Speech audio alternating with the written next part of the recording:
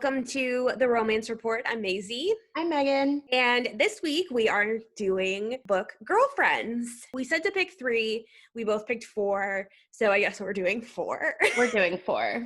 So Megan, who was your 4th round pick? Violet Hall from Pucked. She pops up several times in this series. And then there's, was it Pucked Forever or Pucked Ever After or something like that? Okay, so here's the thing about Violet. You either love her or you hate her. She's a lot and she's messy and she's insane and she says really inappropriate things all the time. But my girl is freaking hilarious. She's so funny. She is really in tune with her sexuality. Like, she does not give a F about what anyone thinks. You will not sexualize her. She does that on her own. Thank you very much.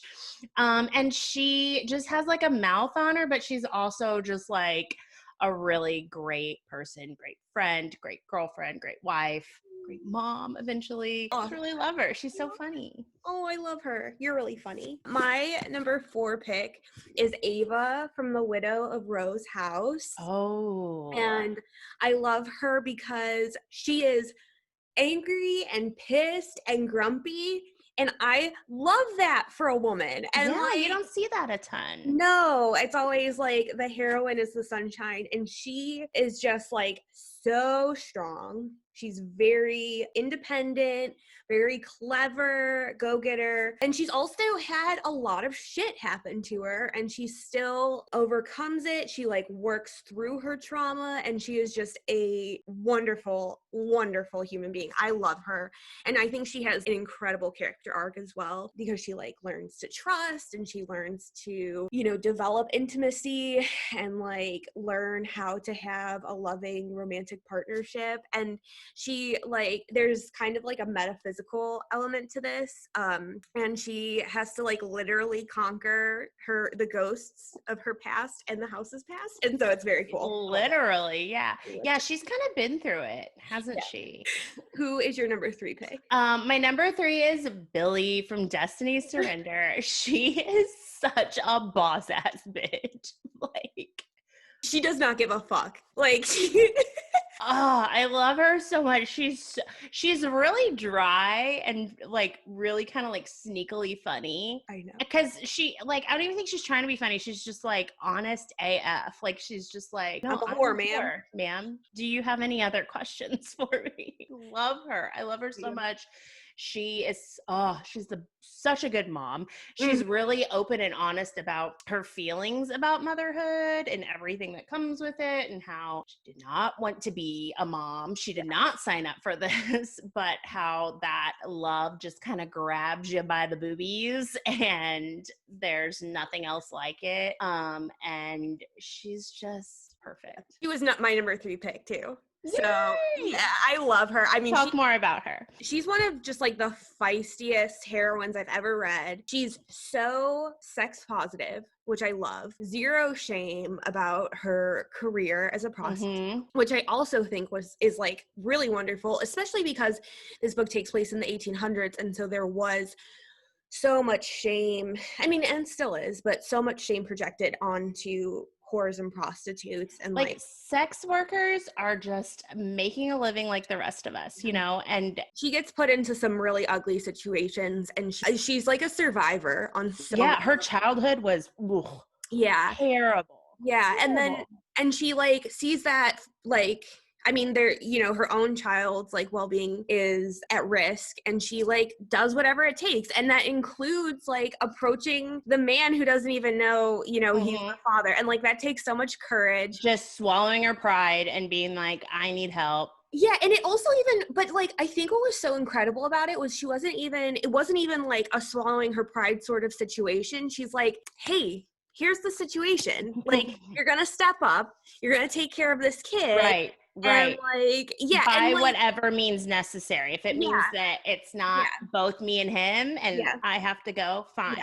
Yeah. And so she just like, she's a very do whatever it takes type of gal. And like, and she is so funny. You were so right with that. Like, she is hilarious. And just straight to the point, no bullshit. She does not care. Who was your number 2 pick? My number 2 pick was Iris from Long Shot Oh, by Kennedy Ryan. So, talk about a history and a survivor and a fighter. Like, she just picks herself up off the literal ground, literally. Like, I'm not being it's not a facetious euphemism. at all. She picks herself up. She has been through, honestly, probably some of the worst shit that anybody could go through. And she, again, another mom that does absolutely whatever it takes to keep her child safe. If it means that she doesn't live to see the next day, as long as that kid is safe. And that is something that, I mean, obviously any mom can relate to, but any person, like, you do what you have to do. Yeah. And I wish I could remember, but when I did my review of this book on Bookstagram, someone made the amazing point that it was all her. She did everything. She pulled herself up all by herself, and man was there to help her and support her, but it was all her. That is amazing to me. I love when the author really highlight that it's the female and it's her, and she's a badass and she's doing this all on her own. And like, the guy's great, but she could do it with or without him. I think Kennedy Ryan writes like such incredible heroines, and there is always that like she's saving herself kind of vibe, and it's so empowering and like, oh God, yeah. She gets it. She just really, I don't feel like there's any other way to put it, but she just gets it. She knows what women want to read. Yeah. And she writes like very strong but realistic female characters. Like, and she's just a beautiful writer. Like she's very talented. Her writing is extremely beautiful. Yeah, I completely agree. My number 2 pick was Dani Brown from Dani Brown by Talia Hibbert. I mean, what can I say about Dani that I haven't already said? She is sex positive, body positive, brain positive, like smart as hell, determined, super hard worker, just really cool. Like, she's just like one of those people that I would see out and about and I would be like, wow, that person looks really cool. And like, you want to be her, you want to be friends with her. Yeah. She's like a witchy woman. Like, she's just something else. Yeah, it's like if I didn't have crippling social anxiety, I would be friends with you.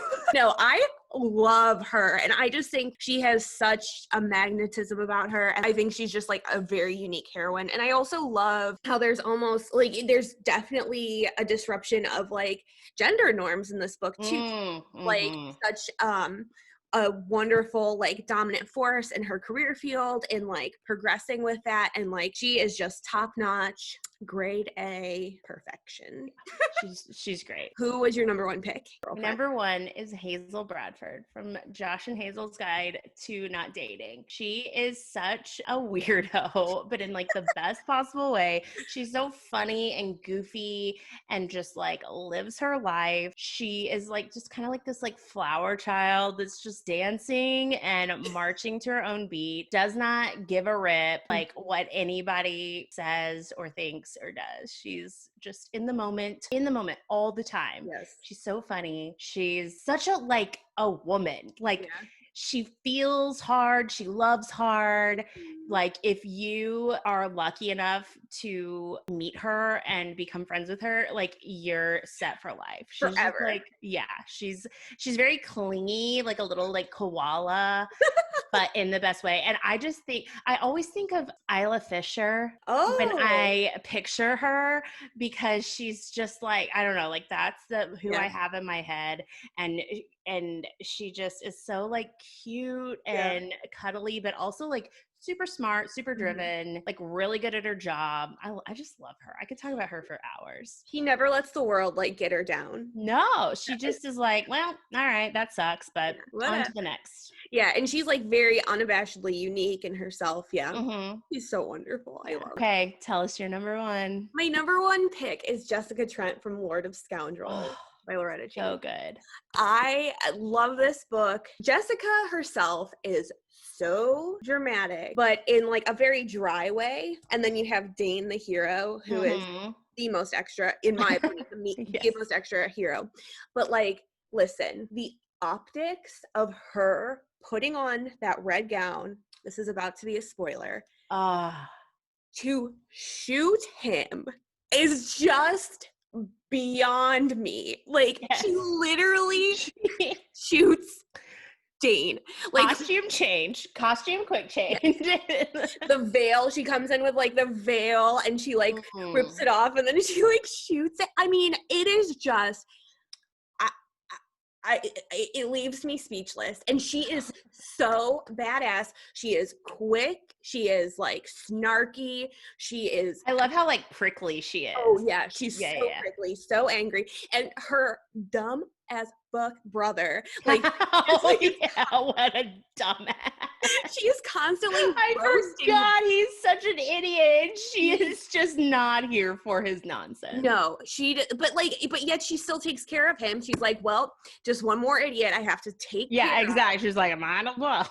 Yeah, well, here we go. And she like is loving, she's understanding, like she's very okay, like this is the situation, let's make the best of it. Like, she's not like harping on like past stuff, and she is, yeah, I just can't get over her. Like, I really can't. She's really great. That's a great pick. Yeah, I think about her a lot. I'm like like when I lay my head down on my pillow at night, Jessica Trent. Yeah, it's like, dear Lord, please let me have the inner power of Jessica Trent, or maybe one day meet a woman like her. And like, I just think that she is the coolest shit, and like I love her. That does it for our top 4 book girlfriends. Let us know yours in the comments below. We want to hear them. Please, and let us know if there's any overlap. Like, subscribe, like I said, comment, and we will see you guys next week.